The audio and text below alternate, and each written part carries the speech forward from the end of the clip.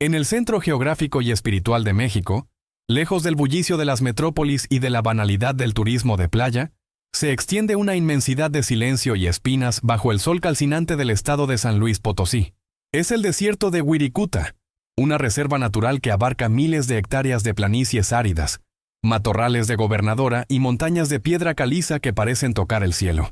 Para el geógrafo o el biólogo, este lugar es un ecosistema semidesértico único en biodiversidad. Pero para el pueblo wixárika, los huicholes que descienden cada año desde las alturas frías de la Sierra Madre Occidental, este lugar es mucho más que un terreno. Es el altar mayor de su existencia, la catedral sin techo donde nació el sol y donde habitan los ancestros. Es aquí, entre la tierra agrietada y el polvo que se levanta con el viento caliente, donde crece el jicuri, el peyote, un cactus pequeño, redondo y sin espinas, que contiene la llave química y espiritual para dialogar con los dioses. Durante milenios, mucho antes de que se trazaran las fronteras de los estados o se disparara la primera bala de la revolución, los wixárika han realizado este peregrinaje sagrado. Caminan cientos de kilómetros, ayunando, sin dormir, guiados no por mapas satelitales, sino por los sueños y los cantos de sus chamanes, buscando al venado azul, la manifestación divina que se sacrifica para convertirse en cactus y otorgarles la visión, la Nierika, que les permite ver el entramado oculto del universo. Esta peregrinación es un acto de paz absoluta. Los huicholes entran al desierto con la humildad de quien visita la casa de un abuelo severo.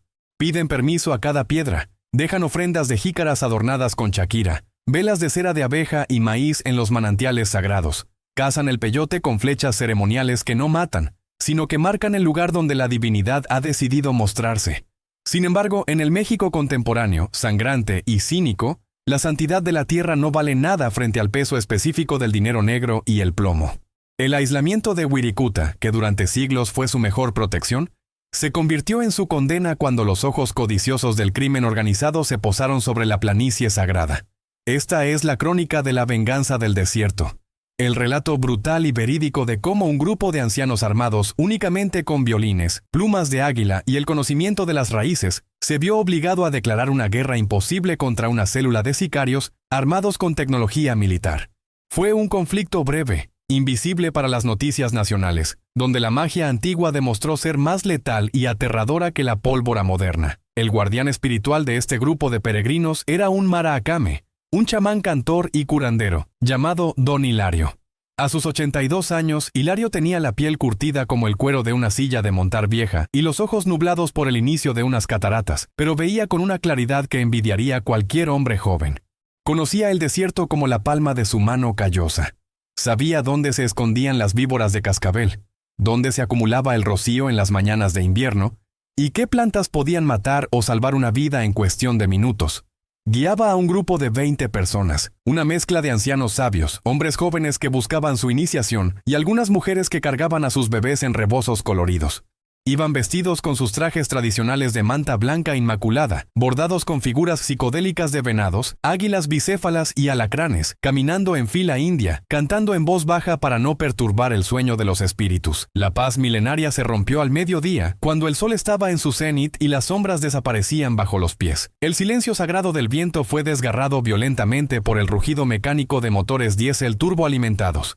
3 camionetas Ford Raptor de color negro mate, modificadas con blindaje artesanal, tumbaburros de acero y llantas todoterreno, aparecieron en el horizonte levantando una nube de polvo asfixiante que cubrió las oraciones de los peregrinos. Eran hombres del Cártel del Noreste, una facción ultraviolenta conocida por su crueldad y su expansión territorial agresiva. No estaban allí de paso ni se habían perdido. Habían descubierto que el peyote, procesado y vendido en el mercado negro de Europa y Estados Unidos como una droga de diseño espiritual o polvo de mescalina pura, valía miles de dólares el kilo. Para ellos, Wirikuta no era un templo, era una mina a cielo abierto, un banco sin guardias listo para ser saqueado. Las camionetas frenaron bruscamente frente al grupo de peregrinos, bloqueándoles el paso hacia el Cerro del Quemado, la montaña más sagrada donde nace el sol. De los vehículos descendieron 12 hombres. El contraste visual era hiriente. Por un lado, la blancura y los colores vibrantes de los indígenas. Por el otro, el negro táctico de los uniformes, los chalecos antibalas con las siglas del cártel y los fusiles de asalto AR-15 y AK-47, que brillaban con aceite bajo el sol. El líder de la célula era un sujeto obeso, sudoroso y de mirada porcina apodado El Carnicero. un hombre que no conocía otra ley que la de la fuerza bruta.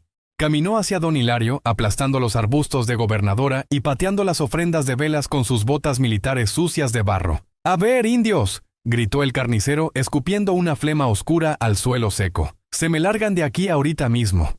Esta zona es propiedad de la empresa ahora. Tenemos trabajo que hacer y no queremos mirones ni brujos». Don Hilario, apoyado en su bastón de mando hecho de madera de palo de Brasil y adornado con plumas, no retrocedió ni un milímetro. Su estatura era pequeña comparada con la masa corporal del sicario, pero su presencia era inmensa, antigua, como una roca que ha resistido 1000 tormentas. «Esta tierra no tiene dueño, señor», respondió el chamán en un español pausado, con el acento cantado de su lengua materna. «Es tierra de los abuelos. Es el patio de los dioses. Nosotros solo venimos por el jicuri, por la medicina. No queremos problemas. Déjenos pasar y haremos nuestras oraciones lejos de ustedes». El carnicero soltó una carcajada, una risa fea, metálica y desprovista de alma que resonó en el vacío del desierto. «¿El cactus ese? No, abuelo, ese cactus es dinero, y ustedes se lo están robando. Ya vimos cómo lo cortan. Eso se acabó. Nosotros traemos gente para sacarlo todo». Los sicarios comenzaron a bajar costales de yute y herramientas de la caja de las camionetas, pero no iban a recolectar con respeto y ritual. Sacaron picos, palas y machetes. Empezaron a arrancar los peyotes de raíz, destruyendo colonias de cactáceas que habían tardado 50 o 60 años en crecer hasta el tamaño de una mano. Lo hacían con violencia, pisoteando las flores, arrancando los botones y tirando los más pequeños porque no servían, orinando sobre los altares de piedra natural que los huicholes habían venerado por siglos. Para los peregrinos Wixárika, ver esto fue una tortura espiritual peor que cualquier dolor físico. El peyote no es una planta, es una deidad viva. Es el cuerpo de Dios hecho materia. Verlo arrancado, pisoteado y tratado como mercancía barata fue un sacrilegio insoportable. Un joven peregrino de 16 años, nieto de sangre de don Hilario, no pudo contener la indignación. En un impulso de valentía juvenil, corrió hacia uno de los sicarios que estaba arrancando un peyote a vuelo de gran tamaño con una barreta. «¡Déjalo!», gritó el muchacho, empujando al criminal con todas sus fuerzas. «¡Lo estás matando!». La reacción fue instantánea y desproporcionada. El carnicero, sin mediar palabra, levantó su pistola calibre .45 bañada en oro y disparó. El estruendo del disparo hizo volar a los cuervos de los mezquites cercanos.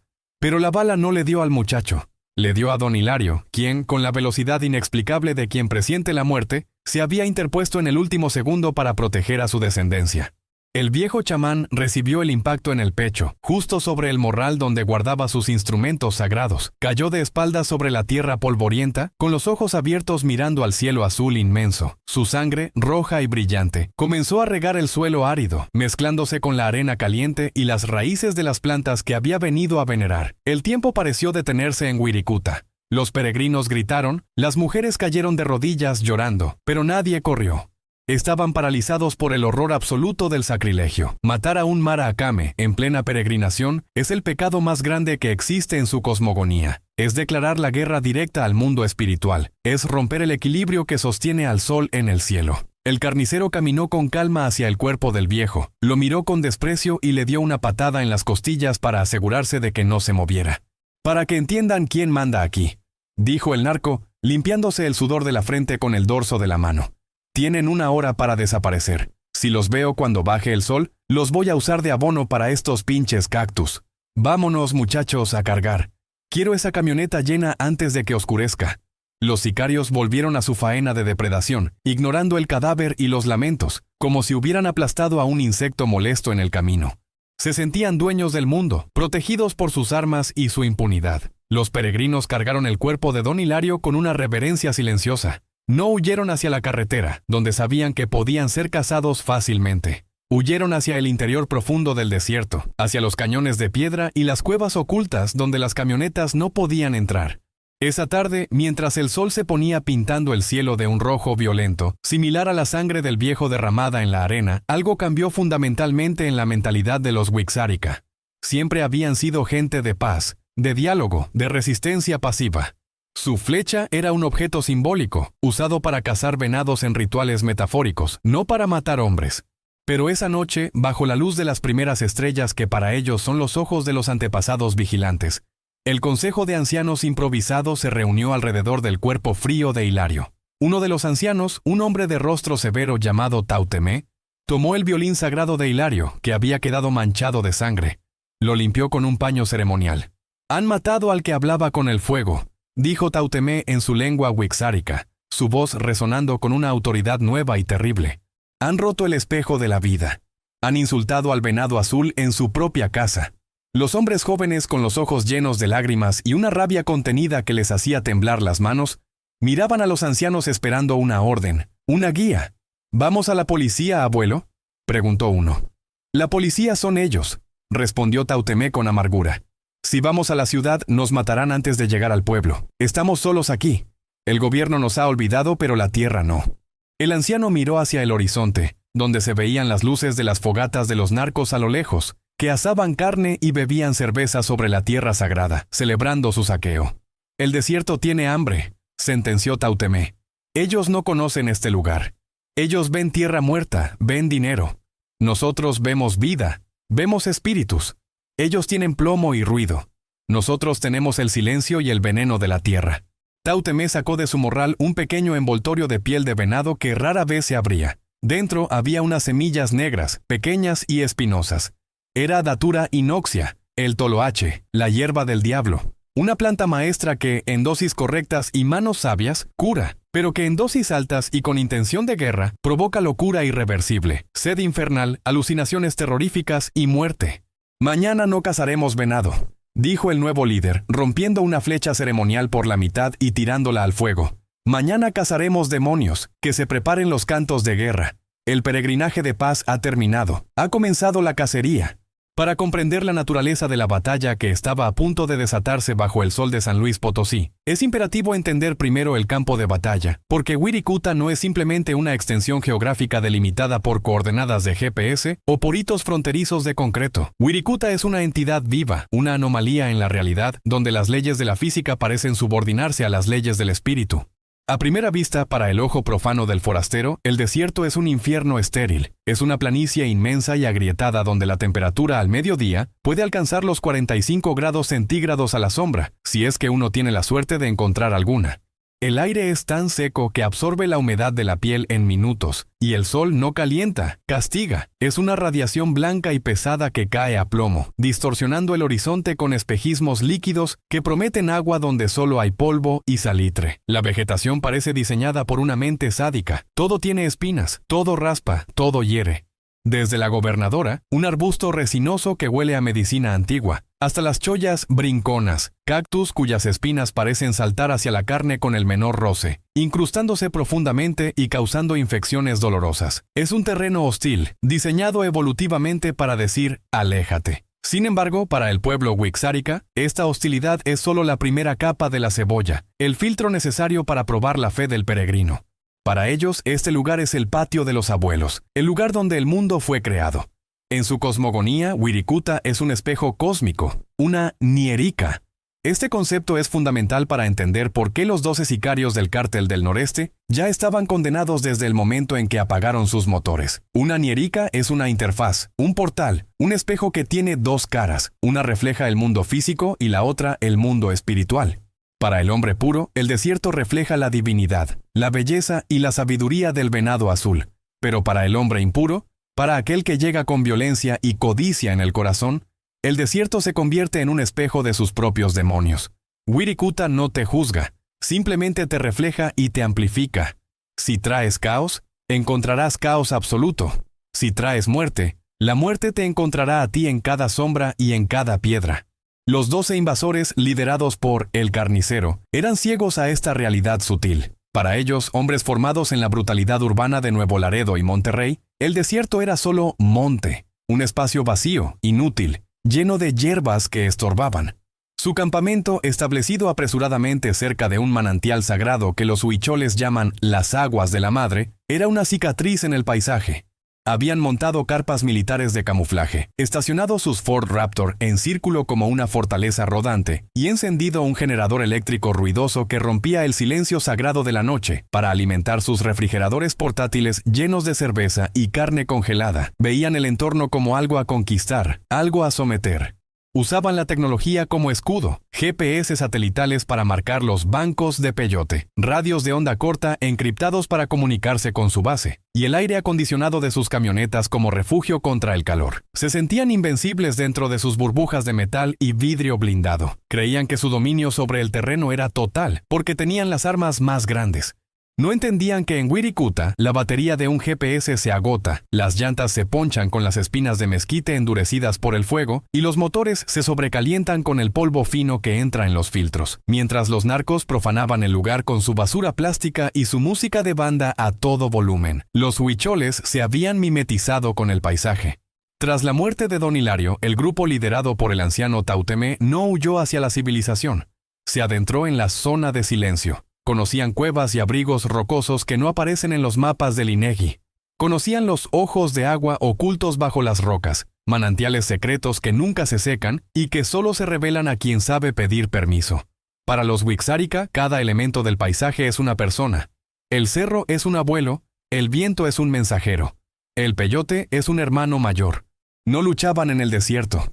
Luchaban con el desierto.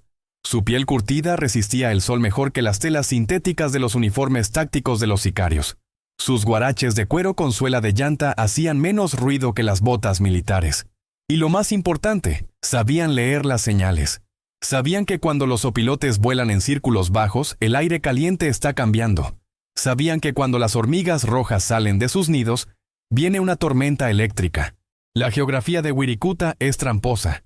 Es una planicie que parece plana, pero está llena de arroyos secos, barrancos invisibles hasta que estás al borde de ellos, y zonas de arena blanda donde un vehículo de 3 toneladas se hunde hasta los ejes.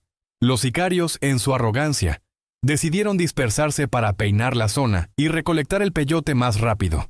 Dividieron sus fuerzas. 3 camionetas, 4 hombres en cada una. Empezaron a trazar líneas rectas en el mapa, ignorando la topografía natural. El carnicero se quedó en el campamento base, coordinando la operación y bebiendo whisky, mientras sus hombres salían a violar la tierra. Fue entonces cuando el escenario comenzó a jugar sus cartas. El calor en Wirikuta no es solo una cuestión de temperatura, es una presión psicológica. A partir de las 11 de la mañana, el sol golpea con una intensidad ultravioleta que empieza a afectar el cerebro. Los sicarios, acostumbrados a la vida nocturna y a las drogas estimulantes como la cocaína, no estaban preparados para la deshidratación severa. Bebían cerveza, lo cual solo aceleraba su pérdida de líquidos. Empezaron a ver cosas. Los espejismos de calor hacían que los arbustos lejanos parecieran personas moviéndose. ¡Ahí hay uno!, gritaba un sicario por la radio, disparando una ráfaga de AR-15 hacia un matorral seco que se movía por el viento. «Negativo, negativo, es solo una rama», respondía otro frustrado. El desierto estaba empezando a desgastar sus nervios. El silencio cuando apagaban los motores era absoluto, un silencio tan denso que podían escuchar el zumbido de su propia sangre en los oídos. Ese silencio para una mente culpable llena de violencia es aterrador. Empezaban a sentirse observados. Y lo estaban. Desde las crestas de las colinas circundantes, los huicholes los observaban. No con binoculares térmicos, sino con la paciencia de los cazadores de venados. Tautemé y los jóvenes guerreros estaban pintados, con arcilla y ceniza, invisibles entre las rocas grises. Veían cómo los invasores sudaban, cómo maldecían, cómo pateaban la tierra. Veían cómo arrancaban el jicuri sagrado y lo tiraban en bolsas de basura negra, como si fuera desperdicio. Cada peyote arrancado era una herida en el cuerpo de la tribu, pero Tautemé les había ordenado esperar. «El sol es nuestro padre», les susurró Tautemé. «Dejen que el padre los abrace un poco más. Dejen que se cansen». El escenario también tenía sus propias defensas biológicas. Wirikuta es el hogar de una fauna letal que pasa desapercibida durante el día. Debajo de las piedras planas duermen los escorpiones de corteza, pequeños, de color paja, cuyo veneno es neurotóxico y puede cerrar la garganta de un hombre adulto en 1 hora si es alérgico o si está debilitado. En los matorrales se enroscan las víboras de cascabel diamante, maestras del camuflaje, que no atacan a menos que se les pise, pero los sicarios pisaban todo sin mirar. Y quizás lo más peligroso para la mente, estaba la flora psicoactiva, no solo el peyote. En los arroyos secos crece el toloache, y cerca de las rocas el sinicuichi, plantas que abren puertas de la percepción que, si no estás preparado, conducen directamente al manicomio. La noche en Wirikuta trae otro tipo de terror. Si el día es un horno, la noche es un congelador. La temperatura cae drásticamente, a veces cerca del punto de congelación debido a la falta de humedad que retenga el calor. El cielo se abre en una bóveda infinita de estrellas tan brillantes que iluminan el suelo con una luz lechosa y fantasmal. Para los huicholes, esas estrellas son los ojos de los antepasados. Para los narcos, esa inmensidad oscura era abrumadora. Esa primera noche después del asesinato de don Hilario, el campamento de los sicarios estaba tenso. Las fogatas no calentaban lo suficiente. Los ruidos del desierto nocturno, el aullido de los coyotes, el ulular de las lechuzas, parecían burlas. «Oí algo», dijo uno de los guardias, el flaco, apuntando su linterna hacia la oscuridad impenetrable. «Te juro que oí un violín». «Cállate, estás loco por el sol», le respondió su compañero. «Aquí no hay nadie. Esos indios ya están en la frontera o muertos de sed». Pero el flaco tenía razón. El sonido era real. Pero el viento del desierto tiene la cualidad acústica de transportar sonidos a kilómetros de distancia, haciendo imposible localizar su origen. Era Tautemé, tocando una melodía fúnebre y monótona desde un cañón lejano, una serenata psicológica diseñada para no dejar dormir a los asesinos. El escenario, esta tierra de espejos, estaba reflejando el miedo subconsciente de los traficantes. Hombres que habían decapitado rivales y disuelto cuerpos en ácido sin pestañear, ahora temblaban ante el crujido de una rama seca. Empezaban a pelear entre ellos. La jerarquía militar se desmoronaba ante la presión ambiental. El carnicero estaba furioso, gritando órdenes contradictorias, exigiendo que se redoblara la guardia, consumiendo cocaína para mantenerse alerta, lo que solo aumentaba su paranoia. Mientras tanto, los huicholes preparaban el terreno físico para la ofensiva. No iban a atacar el campamento fortificado, eso sería un suicidio. Iban a usar el terreno para separarlos, para confundirlos. Modificaron sutilmente el paisaje, movieron piedras para crear senderos falsos, taparon huellas reales y crearon huellas falsas que llevaban hacia zonas de arenas movedizas o nidos de avispas. Usaron la propia codicia de los narcos en su contra, colocando peyotes grandes y hermosos como cebos en lugares donde el terreno era inestable o donde la vegetación espinosa formaba callejones sin salida. La dualidad de Wirikuta es implacable. Es un lugar de sanación para el que busca sanar, y un lugar de muerte para el que busca matar. Los sicarios habían traído la muerte, y el desierto la estaba aceptando, pero no de la forma que ellos esperaban. La tierra no estaba pasiva, estaba hambrienta. Cada elemento, desde la presión barométrica hasta la posición de la luna, estaba alineándose en contra de los intrusos. Los huicholes, como sacerdotes de este templo salvaje, solo tenían que oficiar la ceremonia. Sabían que la verdadera arma no era el arco ni la flecha, sino la desorientación. Un hombre perdido en Wirikuta es un hombre muerto. Un hombre asustado en Wirikuta es un hombre que comete errores. Y un hombre que ha profanado el jicuri en Wirikuta es un hombre que ha bebido su propia sentencia. El escenario estaba listo, los actores estaban en sus posiciones. La obra de teatro sagrada y sangrienta estaba a punto de comenzar su segundo acto, donde la realidad se doblaría y las pesadillas de los hombres armados saldrían de sus cabezas para materializarse en las sombras de las chollas. La tierra de espejos estaba a punto de mostrarles a los sicarios su verdadero rostro, y sería lo último que verían. La noche que siguió al asesinato del maracame don Hilario fue la más larga y fría que el grupo de peregrinos había experimentado en una generación. No por la temperatura física del desierto, que bajó hasta congelar el rocío sobre las espinas de los nopales, sino por el frío espiritual que se instala en el alma cuando se rompe un pacto sagrado. Mientras velaban el cuerpo de su guía, cubierto con una manta bordada bajo la luz indiferente de la Vía Láctea, el Consejo de Ancianos, liderado ahora por Tautemé, tomó una decisión pragmática. Antes de invocar a los espíritus de la guerra, debían agotar el último recurso del mundo material. Debían pedir justicia a los hombres. En la cosmovisión wixárika, el orden es fundamental, y saltarse la autoridad terrenal, por corrupta que fuera, podía desequilibrar la balanza. Así que, con el amanecer, una delegación de 3 hombres, Tautemé y 2 jóvenes que hablaban un español fluido, emprendió el viaje hacia el pueblo mestizo más cercano, Matehuala, donde se encontraba el cuartel de la Guardia Nacional y la oficina del Ministerio Público. Iban con el corazón cargado de dolor y con la ingenua esperanza de que el asesinato de un anciano santo sería suficiente para movilizar a la fuerza del Estado.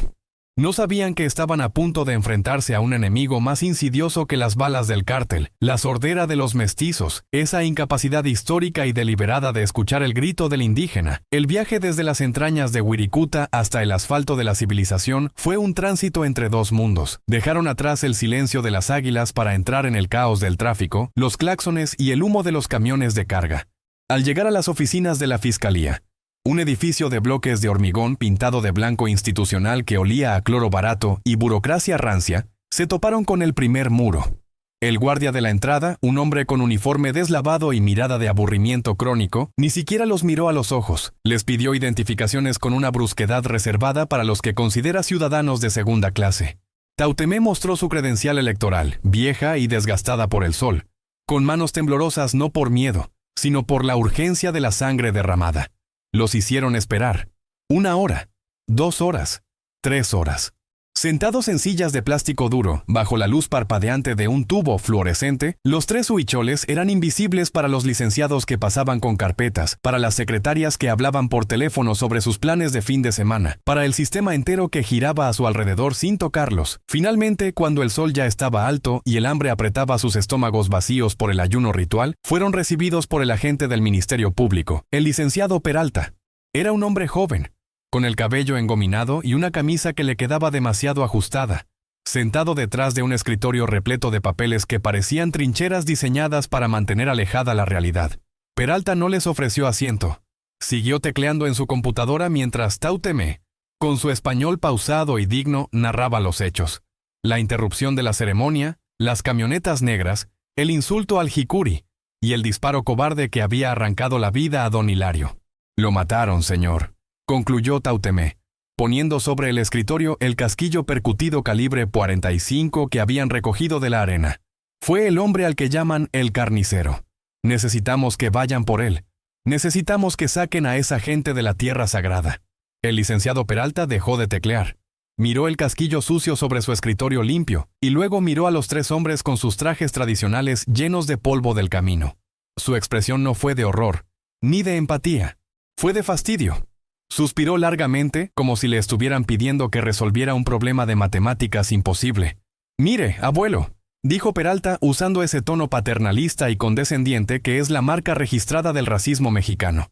«Entiendo su problema, pero ustedes saben que esa zona es conflictiva. Esos terrenos, bueno, la propiedad de la tierra en Wirikuta es un lío legal. Hay concesiones mineras, hay ejidos, hay propiedad privada. No es tan fácil como decir, sáquenlos. No es un problema de tierras», insistió el joven acompañante de Tautemé con la voz tensa. «Es un homicidio. Mataron a una persona. Hay un cuerpo». «¿Y dónde está el cuerpo?», preguntó el licenciado recostándose en su silla.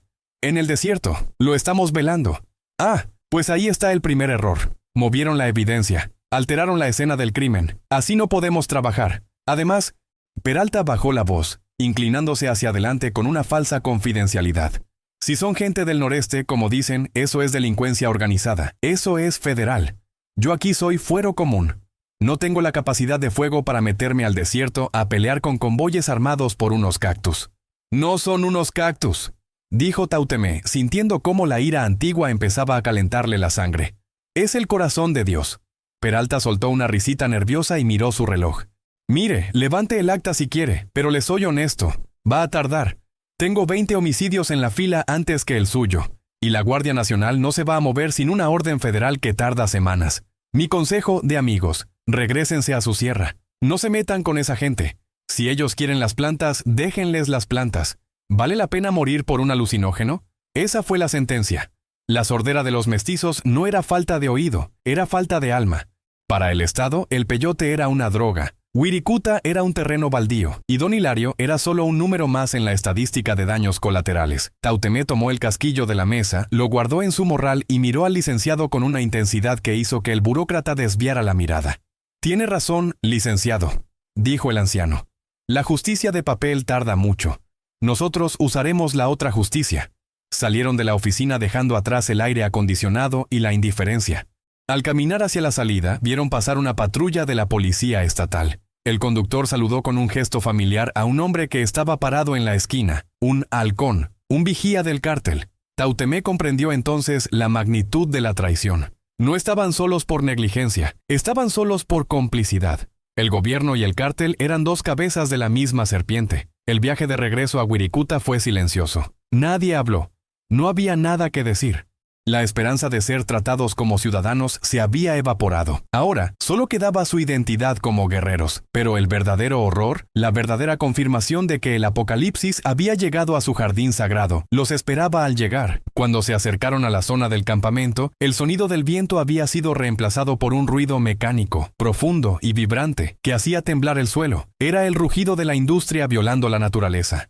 Al subir a una loma para observar, vieron que la situación había escalado dramáticamente en su ausencia. Los narcos no se habían conformado con picos y palas. Habían traído maquinaria pesada. Una retroexcavadora amarilla, robada seguramente de alguna obra carretera, estaba destrozando el paisaje. La máquina avanzaba implacable, hundiendo su cuchara de acero en la tierra virgen, arrancando no solo los peyotes, sino los arbustos de gobernadora, los mezquites, los nidos de las hormigas y las madrigueras de los conejos. Estaban haciendo minería a cielo abierto de la planta sagrada. Lo que antes era una recolección manual y depredadora, ahora era una devastación industrial. Detrás de la máquina, los sicarios caminaban recogiendo los botones de peyote que quedaban expuestos entre la tierra revuelta, lanzándolos a la caja de un camión de volteo. Era una carnicería ecológica y espiritual. Ver la retroexcavadora en Wirikuta fue, para los huicholes, como ver un tanque de guerra entrando en la Basílica de Guadalupe. Era la profanación final. El polvo que levantaba la máquina cubría el sol, creando una atmósfera gris y asfixiante. Los pájaros habían huido. El desierto gritaba en silencio. Tautemé y sus acompañantes llegaron al refugio donde el resto del grupo esperaba. Las mujeres lloraban en silencio, tapándose los oídos para no escuchar el crujido de las raíces rompiéndose. Los hombres jóvenes afilaban machetes con una mirada perdida. Tautemé se paró en el centro del círculo. Ya no parecía un anciano cansado. La humillación en la oficina del Ministerio Público había quemado toda su duda. «Fui a hablar con el gobierno de papel», dijo Tautemé, su voz resonando sobre el ruido de la máquina lejana. «Y el gobierno de papel es sordo. Nos dijeron que nuestras vidas valen menos que sus leyes. Nos dijeron que dejemos que la bestia se coma a la madre tierra». Hizo una pausa mirando a cada uno de los peregrinos. El licenciado dijo que no vale la pena morir por un cactus. Y tiene razón. Pero nosotros no vamos a morir por un cactus. Nosotros vamos a matar por el abuelo. Tautemé sacó las flechas ceremoniales de su carcaj. Eran flechas diseñadas para la oración, adornadas con plumas de colores, no para la guerra. Pero con un movimiento decidido, arrancó las plumas de paz. «El tiempo de pedir permiso se acabó», declaró. «El enemigo ha traído máquinas de hierro. Nosotros traeremos la máquina del espíritu. Esta noche no vamos a rezar para que nos escuchen. Esta noche vamos a gritar para que se aterroricen». El Consejo de Ancianos asintió. La decisión estaba tomada. La falla del sistema había empujado a una comunidad pacífica hacia el abismo de la violencia defensiva.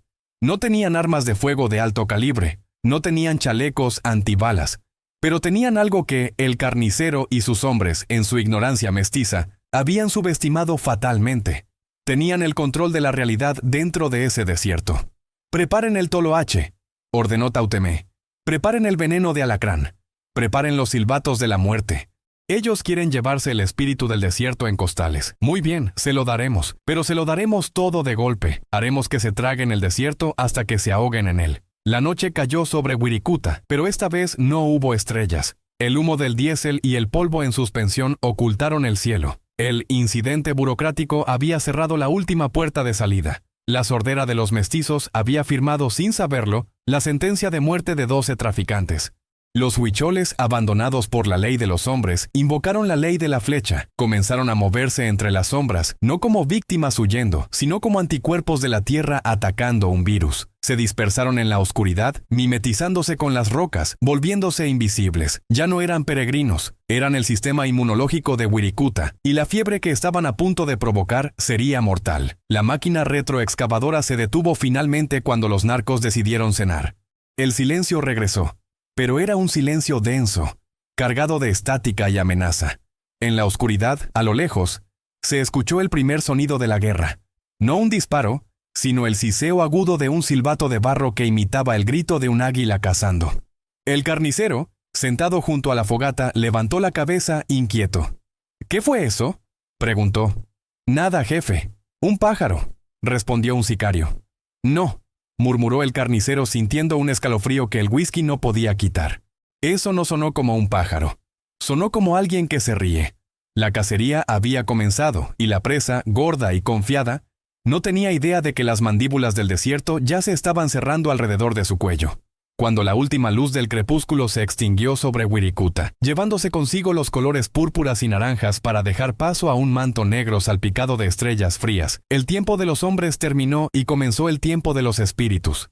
En el refugio rocoso donde se ocultaban los huicholes, el ambiente ya no era de luto, sino de una actividad febril y silenciosa. La decisión del Consejo de Ancianos de invocar la justicia de la flecha había activado una memoria genética que llevaba dormida siglos.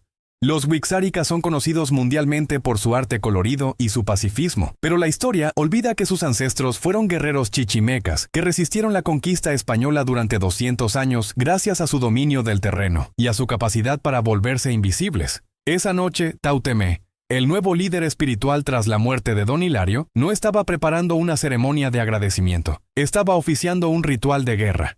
El fuego que encendieron en el fondo de la cueva era pequeño, alimentado con madera de mezquite seca que produce poco humo, y alrededor de él, la química de la venganza comenzó a burbujear.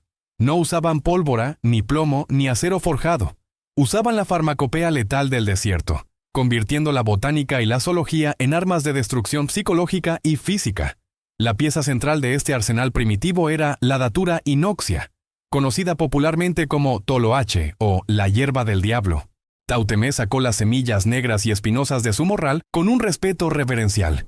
Esta planta es prima hermana de la belladona y la mandrágora. Contiene alcaloides tropánicos como la escopolamina y la iosiamina.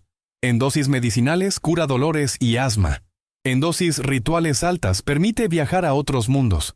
Pero en la dosis que Tautemé estaba preparando, molida y mezclada con agua de manantial, se convierte en un veneno que no mata al cuerpo de inmediato, sino que destroza la mente. Provoca una sed insaciable, dilata las pupilas hasta que la luz duele, elimina la capacidad de distinguir la realidad de la fantasía y, lo más importante para la estrategia huichol, induce un terror paranoico absoluto. «No les daremos la muerte rápida», susurró Tautemé mientras molía las semillas en un metate de piedra volcánica. «Les daremos la locura. Haremos que sus propios demonios salgan de sus cabezas y se los coman vivos». Junto a él, los jóvenes guerreros realizaban una tarea que requería nervios de acero. Estaban cazando escorpiones de corteza, los pequeños y pálidos centruroides, los más venenosos de la región. Los atrapaban con pinzas de madera y presionaban sus aguijones sobre puntas de espinas de agave y astillas de hueso afilado. No necesitaban inyectar el veneno, solo necesitaban recubrir las trampas. Una rozadura con estas puntas causaría un dolor urente, entumecimiento local, y combinado con el pánico y el toloache, una sensación de muerte inminente que colapsaría la moral del enemigo. La transformación física de los peregrinos fue el siguiente paso. Se quitaron sus ropas de manta blanca, demasiado visibles en la oscuridad. Con una mezcla de carbón vegetal, grasa de animal y tierra roja, se pintaron el cuerpo entero, cubrieron sus rostros, sus brazos, sus torsos. Se convirtieron en sombras vivientes, mimetizándose con los tonos grises y negros de la noche desértica. Tautemé dibujó símbolos de protección en sus pechos, el águila bicéfala para ver en la oscuridad, el peyote para la resistencia espiritual y el rayo para la velocidad. «A partir de ahora no somos hombres», les dijo Tautemé, mirándolos a los ojos, que brillaban blancos en las máscaras de hollín. «Somos piedras que caminan, somos el viento que corta». Si ellos los ven es porque ustedes quisieron ser vistos. Recuerden, no ataquen de frente. El venado no ataca al jaguar, lo cansa, lo lleva a la trampa. Ellos tienen armas que escupen fuego rápido. Nosotros tenemos el tiempo. La estrategia era de desgaste y terror. Tautemé dividió a sus 20 hombres en 4 grupos de 5. Se desplegarían en los 4 puntos cardinales alrededor del campamento narco, cerrando un círculo invisible. No debían entrar en combate directo. Su misión era sembrar el terreno y pastorear a los invasores hacia su propia destrucción. A 2 kilómetros de distancia, el campamento de los sicarios del Cártel del Noreste era un monumento a la arrogancia y la estupidez táctica. Habían encendido reflectores LED de alta potencia conectados al generador diésel, creando una burbuja de luz blanca que, si bien les permitía ver dentro del perímetro, los dejaba completamente ciegos ante lo que ocurría más allá de los 20 metros, en la oscuridad profunda. El ruido del generador y la música de narcocorridos a todo volumen anulaban cualquier posibilidad de escuchar los pasos sigilosos de los huicholes. El carnicero estaba sentado en una silla plegable, comiendo tacos de carne asada y bebiendo cerveza importada, riéndose con sus lugartenientes. Se sentían los dueños del universo. Habían saqueado toneladas de peyote durante el día. La maquinaria pesada descansaba como un trofeo de guerra, y el problema indio parecía resuelto. «Mañana terminamos la zona norte y nos largamos», decía el carnicero con la boca llena. «Esto es dinero fácil, compadres. Esos brujos no van a volver». Se asustaron con el primer plomazo. Pero los brujos ya estaban ahí. Arrastrándose sobre sus vientres, pegados a la tierra arenosa, los guerreros huicholes se habían infiltrado hasta el límite de la luz. Se movían con una lentitud glacial, sincronizando sus movimientos con las ráfagas de viento para ocultar el sonido de sus cuerpos rozando los arbustos. Eran pacientes. Podían estar inmóviles durante 1 hora si era necesario. Observaban los patrones de los centinelas que estaban aburridos, fumando y mirando sus celulares, confiados en que nadie sería tan estúpido para atacarlos. El primer acto de la cacería invisible fue el sabotaje biológico. Los sicarios tenían un depósito de agua potable, 3 grandes barriles de plástico azul de 200 litros en la parte trasera de una de las camionetas, destinados a rellenar sus cantimploras y cocinar. Aprovechando que los guardias estaban distraídos orinando o bromeando, uno de los jóvenes huicholes, ligero como un gato, se deslizó bajo el chasis de la camioneta. Con una jeringa veterinaria modificada, inyectó el concentrado de toloache y datura a través de los respiraderos de las tapas de los barriles. No envenenó todo, solo lo suficiente. La escopolamina se diluyó en el agua, invisible, insípida, esperando a la primera víctima sedienta. Simultáneamente, otros grupos trabajaban en el perímetro. Colocaron las espinas envenenadas con escorpión en los senderos naturales que llevaban a los baños improvisados de los sicarios, entre los mezquites. Cavaron pequeños hoyos, trampas rompetobillos, disimuladas con ramas y arena. Pero el arma más potente que desplegaron fue el sonido. Los huicholes llevaban consigo silbatos de barro y madera, instrumentos ceremoniales que imitan a la perfección los sonidos de la fauna local. El aullido del coyote, el grito de la lechuza, el siseo de la serpiente y el más aterrador de todos, el silbato de la muerte, que produce un sonido similar al de un humano gritando en agonía o al viento aullando en una cueva. A las 2 de la mañana, cuando la fiesta de los narcos empezó a decaer y el sueño pesado descendió sobre el campamento, Tautemé dio la señal imitando el canto de un grillo 3 veces. El generador de luz de los narcos tosió y murió. No fue un fallo mecánico. Un guerrero había logrado acercarse lo suficiente para cortar la manguera de combustible y verter arena en la admisión de aire. La oscuridad cayó sobre el campamento como un martillo. La música se detuvo. El silencio del desierto regresó de golpe, aplastante. «¿Qué pedo? ¡Se fue la luz!», gritó uno de los sicarios. «Prendan las linternas, chequen ese generador», ordenó el carnicero levantándose de su silla con la mano en la pistola. Los haces de luz de las linternas tácticas empezaron a cortar la noche, moviéndose nerviosamente de un lado a otro. «Tranquilos, seguro se acabó el diésel», dijo uno de los lugartenientes intentando calmar los ánimos. Pero entonces empezó la sed. El toloache tiene un efecto rápido en el sistema nervioso parasimpático. Seca las mucosas. Los hombres que habían bebido agua en la última hora empezaron a sentir que tenían la boca llena de algodón. Trataban de tragar y no podían. La lengua se les hinchaba. «Pásame agua, güey, tengo una sed de la chingada», dijo el flaco, uno de los centinelas. Bebió un largo trago de su cantimplora contaminada. Estaba echando gasolina al fuego. A los 10 minutos del apagón, los efectos psicoactivos comenzaron a manifestarse. La visión borrosa, la fotofobia.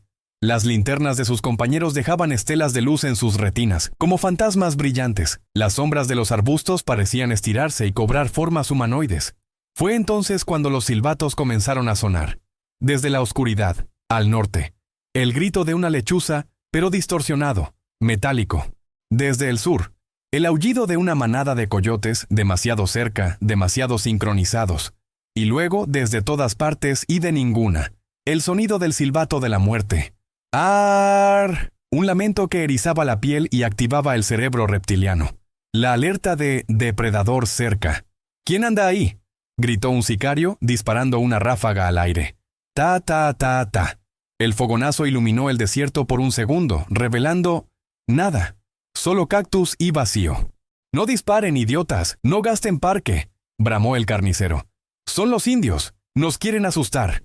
Pero el miedo ya se había infiltrado. La combinación de la oscuridad repentina, la sed química que empezaba a quemarles la garganta y los sonidos sobrenaturales estaba rompiendo su disciplina. Uno de los sicarios, desesperado por orinar, Otro efecto de la intoxicación incipiente. Se alejó unos metros del círculo de seguridad hacia los matorrales. Dio 3 pasos y...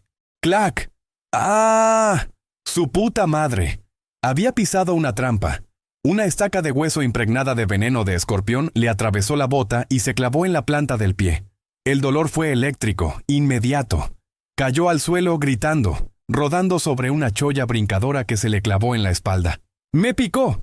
¡Me picó una víbora!, aullaba revolcándose. El pánico es contagioso más rápido que cualquier virus. Los otros sicarios corrieron a ayudarlo, pero en la confusión y la oscuridad, tropezaban, se pinchaban con las espinas preparadas, veían sombras corriendo por el rabillo del ojo. ¡Allí! ¡Lo vi! ¡Es un demonio!, gritó el flaco, cuya mente intoxicada por el toloache ya estaba cruzando el umbral de la alucinación. Apuntó su rifle hacia una sombra alargada, que era solo un saguaro, y vació el cargador. Las balas rebotaron en las rocas, silbando cerca de sus propios compañeros. «Nos están rodeando, están por todos lados». Desde sus posiciones ocultas, invisibles, los huicholes observaban. No disparaban, no necesitaban hacerlo. Tautemé, con su rostro pintado de negro, sostenía su violín, pero no lo tocaba. Solo observaba cómo la medicina hacía su trabajo. El enemigo se estaba disparando a sí mismo. Se estaban cazando a sus propias sombras. La cacería invisible no consistía en matar al cuerpo del enemigo con una flecha. Consistía en matar su mente con el miedo. Y los sicarios, hombres violentos que dependían de la certeza de la fuerza bruta, se estaban desmoronando ante la incertidumbre de lo invisible. Empezaban a tener sed, mucha sed, y volvían a los barriles azules para beber más del veneno que los estaba matando. Era un círculo vicioso perfecto. «El desierto los está masticando», susurró un joven guerrero junto a Tautemé. «Todavía no», respondió el anciano. «Apenas los está probando. La danza apenas comienza». El caos en el campamento iba en aumento. Las órdenes del carnicero eran ignoradas. Los hombres empezaban a ver monstruos. Uno juraba que las camionetas se estaban derritiendo. Otro se arrancaba la ropa porque sentía que tenía arañas, el efecto del veneno de escorpión en su sistema nervioso, caminando bajo la piel. Disparaban a las estrellas, a los cactus, al viento. Los huicholes, silenciosos como la muerte, empezaron a cerrar el cerco. No para atacar, sino para guiarlos. Iban a usar sus ruidos y movimientos sutiles para empujar a los narcos, paso a paso, lejos de la seguridad de sus vehículos, hacia el terreno quebrado, hacia los barrancos y las nopaleras densas. Iban a pastorear a los lobos hacia el abismo. La preparación había terminado. El inicio había sido un éxito devastador. Ahora vendría el clímax, la disolución total de la realidad para 12 hombres que habían cometido el error de creer que estaban solos en la noche. La cacería invisible estaba en su apogeo, y no habría supervivientes cuerdos al amanecer. A las 3 de la madrugada, la realidad en el desierto de Wirikuta se fracturó definitivamente para los 12 hombres del cártel del noreste. El concentrado de datura inoxia que habían ingerido con el agua de sus cantimploras alcanzó su pico máximo de toxicidad en el sistema nervioso, desatando una tormenta química en sus cerebros que borró la línea entre lo que sus ojos veían y lo que sus miedos proyectaban. El campamento, que horas antes era una fortaleza de metal y armas automáticas, se convirtió en el escenario de una pesadilla viviente, un teatro de sombras donde la lógica militar no tenía cabida. La oscuridad ya no era simplemente la ausencia de luz. Era una sustancia espesa, casi líquida, que parecía respirar y moverse alrededor de ellos, envolviéndolos como el vientre de una bestia colosal. Los efectos anticolinérgicos del toloache provocaron una sequedad extrema en sus gargantas, tan dolorosa que sentían que habían tragado arena hirviendo, y una dilatación pupilar tal que la luz de las estrellas, normalmente tenue y hermosa, les hería las retinas como si fueran focos de soldadura clavados en el cielo negro.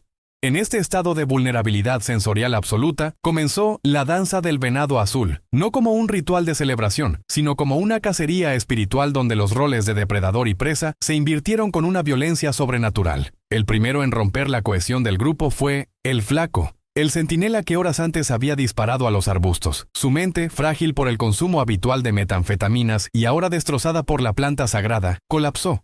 Miró a su compañero de al lado, un sicario corpulento apodado El Gordo, y no vio a un amigo. Vio a un demonio de piel roja y cuernos retorcidos que intentaba devorarlo. El toloache extrae los arquetipos más profundos del terror subconsciente y los superpone a la realidad. «¡Aléjate! ¡No me lleves!», gritó el flaco con una voz que no parecía humana, una mezcla de chillido y gorgoteo. Levantó su rifle AR-15 y sin dudarlo apretó el gatillo a quemarropa.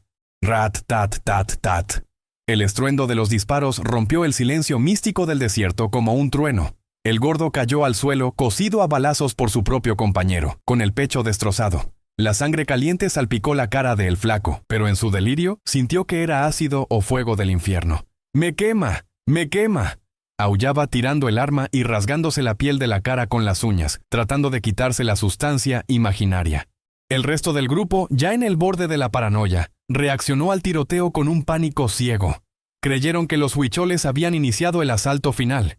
¡Nos atacan! ¡Están adentro!, gritó el carnicero, disparando su pistola dorada hacia la oscuridad en todas direcciones, girando sobre sí mismo como un animal acorralado. Pero no había nadie allí. Los huicholes no habían disparado ni una sola flecha. Tautemé y sus guerreros permanecían ocultos en el perímetro, invisibles, observando cómo el enemigo se autodestruía. Desde sus posiciones comenzaron a hacer sonar los silbatos de nuevo, pero esta vez con un ritmo frenético, caótico, diseñado para desorientar y separar. El sonido venía de todas partes. ¡Wow! ¡Oh! ¡Oh! ¡Sish! ¡Clic! ¡Clic! ¡Clic!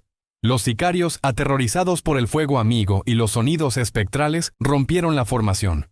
Su instinto de supervivencia individual anuló su entrenamiento táctico. Salieron corriendo del círculo de luz de las camionetas, buscando refugio en la oscuridad del desierto, cometiendo el error fatal de abandonar su única zona segura. Al adentrarse en la negrura, el desierto físico comenzó a cobrar su peaje. Uno de los hombres, corriendo a ciegas y mirando hacia atrás por encima del hombro, se precipitó directamente hacia una nopalera densa, un muro de cactus de 2 metros de altura llenos de espinas duras como agujas de acero. El impacto fue brutal. Cientos de espinas se clavaron en su cara, brazos y torso. El dolor fue tan intenso que su mente intoxicada lo interpretó como el abrazo de una criatura espinosa. Se retorcía, gritaba, y cada movimiento hacía que las espinas se clavaran más profundo.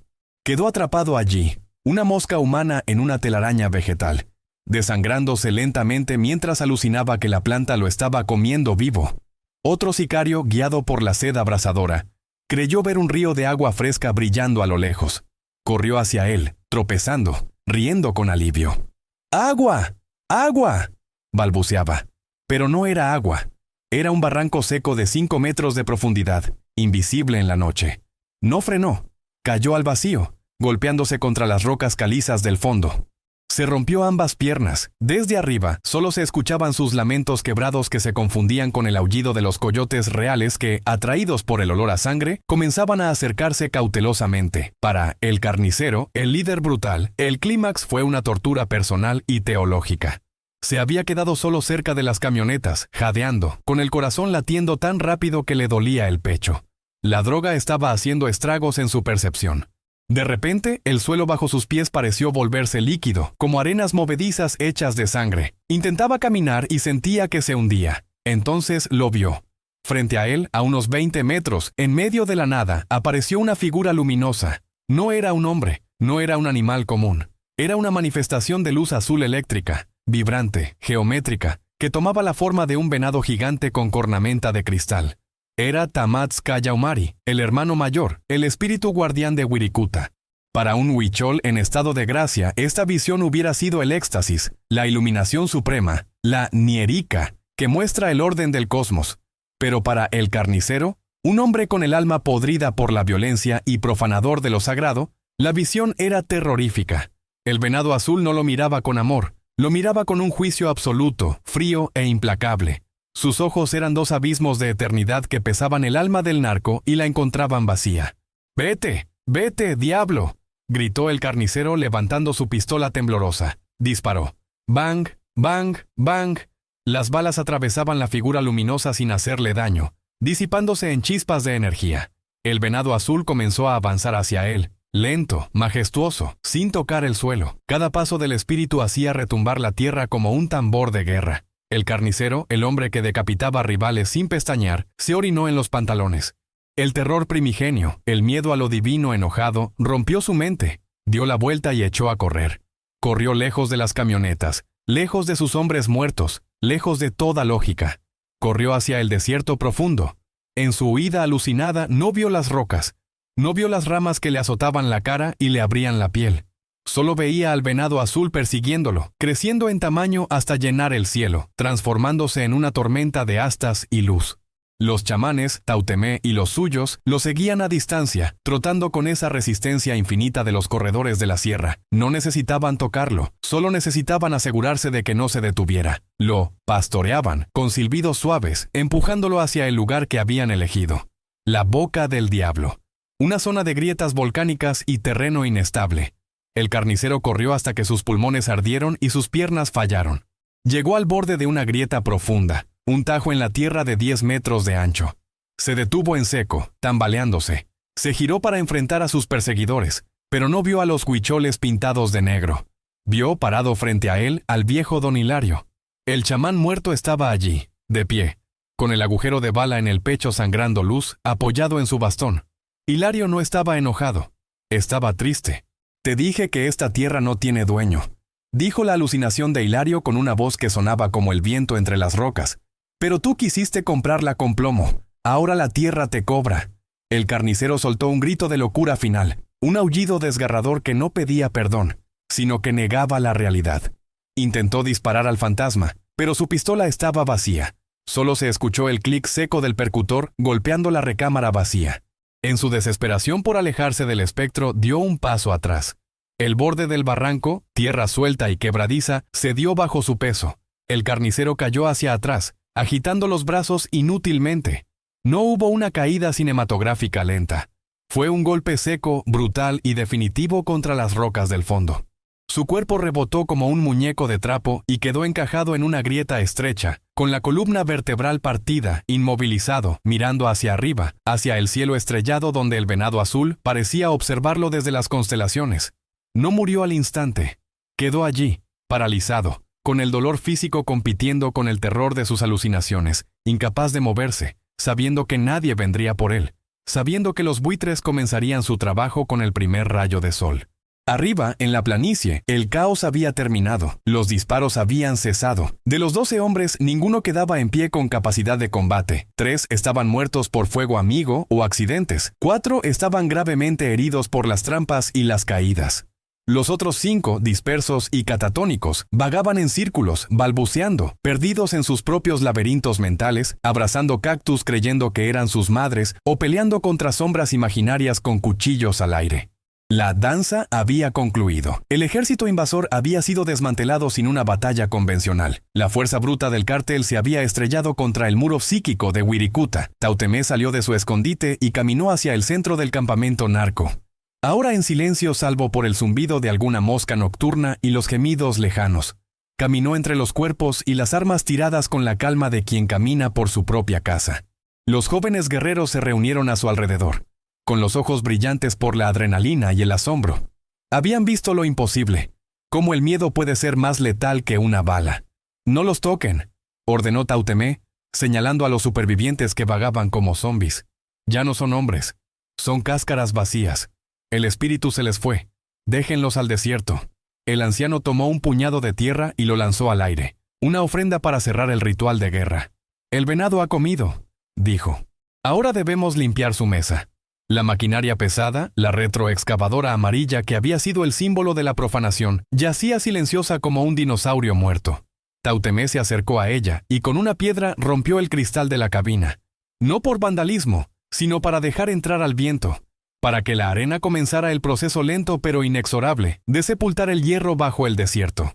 El clímax de La venganza del desierto fue la demostración absoluta de que en Wirikuta la realidad es negociable y los huicholes son los únicos que saben el idioma para negociarla. Los sicarios no fueron derrotados por una estrategia militar superior, sino por su propia incapacidad para respetar lo que no entendían. Fueron víctimas de su arrogancia ontológica.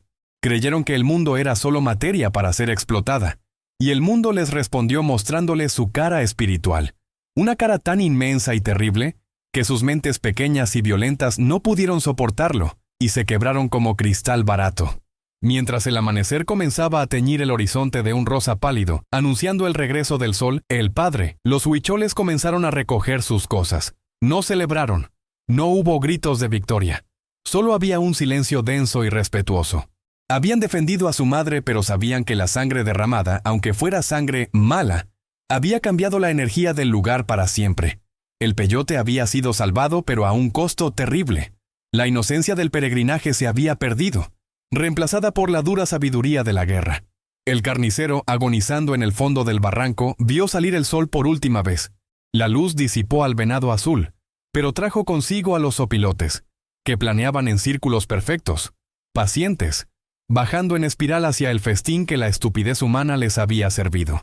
Cuando el sol, al que los Wixárika llaman Tau, finalmente rompió la línea del horizonte oriental, bañando el desierto de Wirikuta con una luz dorada y oblicua, no trajo consigo la calidez habitual de la mañana, sino la claridad forense de una escena de juicio final. La danza del venado azul había terminado, y los bailarines, esos 12 hombres que horas antes se creían los dueños del mundo, yacían esparcidos por la geografía sagrada como muñecos rotos, abandonados por un niño caprichoso. El silencio del amanecer era absoluto, solo roto por el zumbido de las primeras moscas que, guiadas por un instinto infalible, comenzaban a trazar círculos sobre los cuerpos inmóviles. Tautemé, el anciano líder que había orquestado esta sinfonía de terror psicológico, se puso de pie en lo alto de una loma. Su rostro, aún cubierto por la pintura negra de guerra mezclada con ceniza, parecía una máscara de piedra tallada por los siglos. A su lado, los jóvenes guerreros miraban hacia abajo, hacia el campamento devastado, con una mezcla de asombro y repulsión. No había orgullo en sus ojos. No había la euforia del vencedor que levanta el puño. Solo había el cansancio profundo de quien ha tenido que realizar una tarea sucia pero necesaria, como quien limpia una herida infectada con fuego. La limpieza del lugar comenzó de inmediato. No podían dejar rastro. Si el gobierno o el cártel encontraban los cuerpos con flechas o trampas, la represalia sería militar y definitiva. Pero si el desierto se los tragaba, entonces solo quedaría el misterio, y el misterio engendra miedo, y el miedo es la mejor frontera.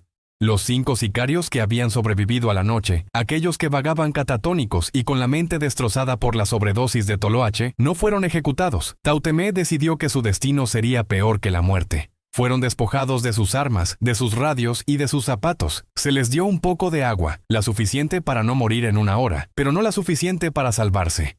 El camino al norte está allá, les dijo Tautemé, señalando hacia la inmensidad de la planicie vacía, donde no hay pueblos en 100 kilómetros. Si el venado los perdona, llegarán. Si no, serán ofrenda. Los hombres con los ojos vacíos y balbuceando incoherencias sobre demonios azules comenzaron a caminar torpemente hacia la nada, convirtiéndose en puntos negros que eventualmente desaparecieron en el espejismo del calor. Nunca más se supo de ellos. Probablemente el desierto los reclamó antes del segundo atardecer. Para los muertos, el trato fue diferente. El carnicero, cuyo cuerpo yacía quebrado en el fondo del barranco, y los otros 6 que habían caído por el fuego amigo o las trampas, se convirtieron en las ofrendas de hueso. En la cultura occidental, dejar un cuerpo insepulto es un sacrilegio. En la lógica de guerra de Wirikuta, enterrarlos en tierra sagrada sería contaminarla. Así que los huicholes los arrastraron hacia una red de cuevas profundas y grietas volcánicas conocidas como las gargantas del coyote. Allí, en la oscuridad perpetua, fueron depositados. No hubo rezos cristianos, ni cruces de madera. Solo se esparció sal sobre ellos para purificar la energía negativa. La fauna local, los coyotes, los buitres y los insectos necrófagos se encargarían de la parte física. En cuestión de semanas, esos hombres violentos serían reducidos a huesos blancos y limpios, indistinguibles de los huesos de los animales. Regresarían al ciclo del carbono, sirviendo de alimento para la tierra que intentaron violar. Era la justicia ecológica definitiva. Quienes quisieron robar la vida del desierto, terminaron alimentándolo con su propia carne. El problema logístico más grande eran las camionetas, 3 Ford Raptor blindadas y una retroexcavadora amarilla. No podían simplemente esconderlas bajo una rama. Los huicholes utilizaron la propia geografía. Llevaron las camionetas hasta el borde de un antiguo tiro de mina abandonado del siglo XIX. Un pozo vertical de 100 metros de profundidad que los mineros españoles habían dejado abierto. Empujaron los vehículos al abismo. El sonido del metal chocando contra las paredes de roca duró varios segundos, hasta que un golpe sordo y lejano confirmó que habían llegado al fondo.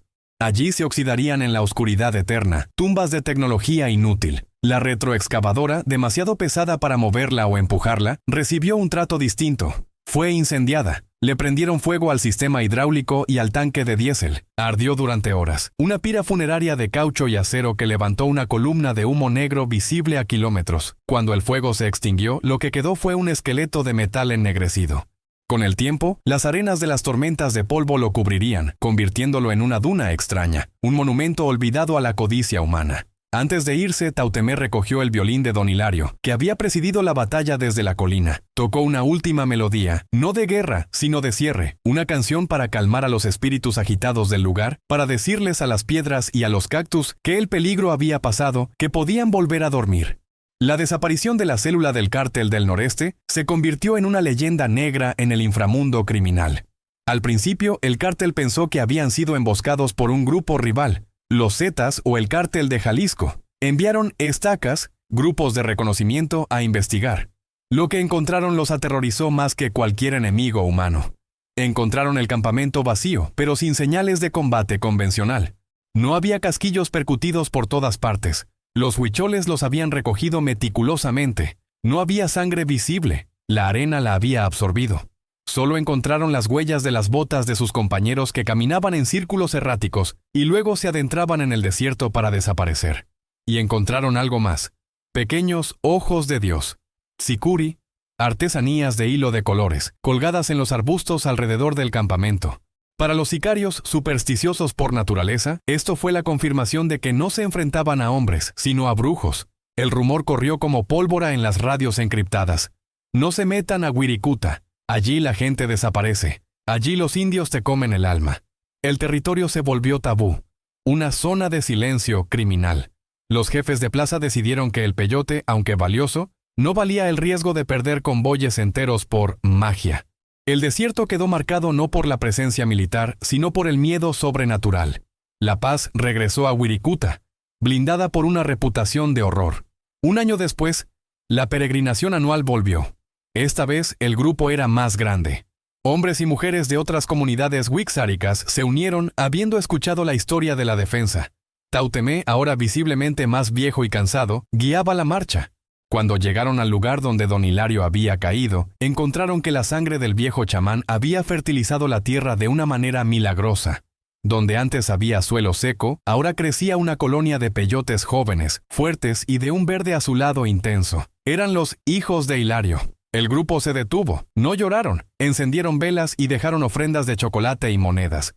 Tautemé habló a los jóvenes, aquellos que habían participado en la cacería nocturna y que ahora cargaban con el peso de haber matado. «Miren esto», dijo, señalando los nuevos cactus. «La muerte no existe en Wirikuta, solo existe el cambio. Ellos trajeron muerte y la tierra la convirtió en vida. Nosotros usamos la violencia y la tierra la convirtió en protección. Pero no olviden nunca el sabor de esa noche. El venado azul nos protegió, pero nos cobró la inocencia.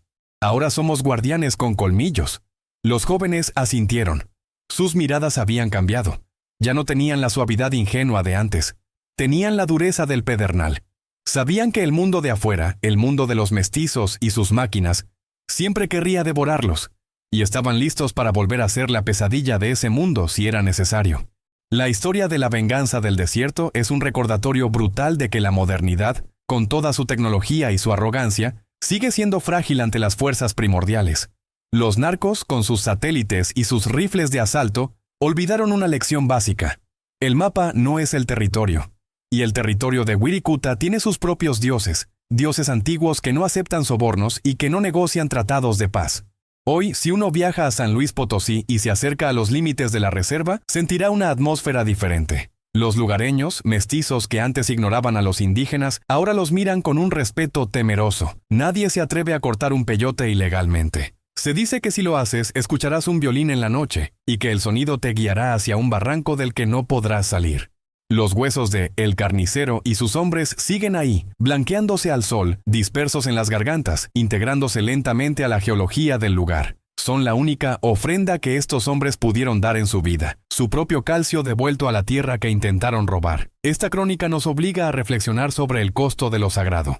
En un mundo donde todo está a la venta, donde la espiritualidad se empaqueta y se vende como experiencia turística o droga recreativa, los Wixárika trazaron una línea con sangre. Nos enseñaron que hay cosas que no tienen precio y que la dignidad de un pueblo puede ser un arma más poderosa que el miedo. Wirikuta sigue ahí, silenciosa, majestuosa e implacable. El venado azul sigue corriendo por las planicies, invisible para nosotros, pero visible para aquellos que saben mirar.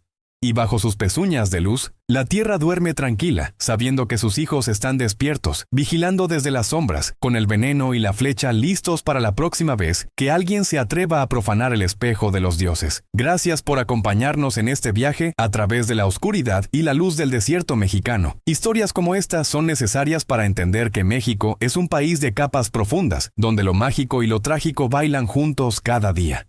Si este relato te ha impactado, si has sentido el respeto por la fuerza de la naturaleza y la resistencia indígena, te pido que te suscribas al canal. Tu apoyo nos permite seguir desenterrando estas historias que la historia oficial prefiere olvidar. Dale like al video, activa la campanita y comparte este contenido. Queremos saber tu opinión. ¿Crees que la violencia de los chamanes fue justificada? ¿Es válido usar el terror para defender lo sagrado cuando la ley falla? Déjamelo en los comentarios. Nos vemos en la próxima entrega, donde seguiremos explorando los límites de la realidad humana. Cuídate, respeta la tierra que pisas y recuerda, en el desierto nunca estás realmente solo. Hasta la próxima.